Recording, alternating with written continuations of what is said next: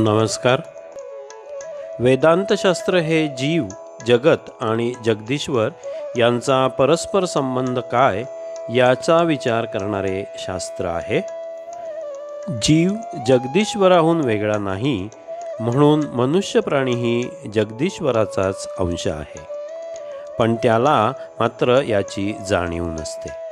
ज्या परमात्म्याने हे अज्ञान बरोबर देऊन मनुष्याला जन्माला घातले, त्यानेच ते दूर करण्याचे मार्गही निरनिराळे शास्त्रे रचून त्यातून सांगितले आहे.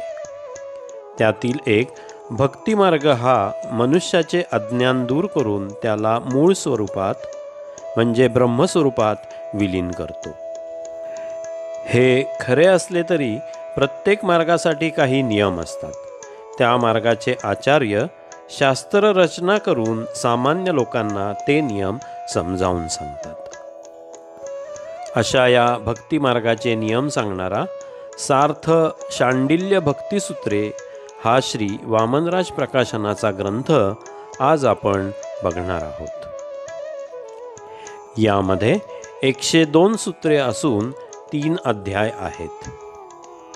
महर्षी शांडिल्यांची भक्तिसूत्रे ही प्रत्येक साधक भक्ताने आवर्जून अभ्यासावी, असे परमपूज्य सद्गुरू श्री शिरीषदादा ग्रंथाच्या भूमिकेत सांगतात.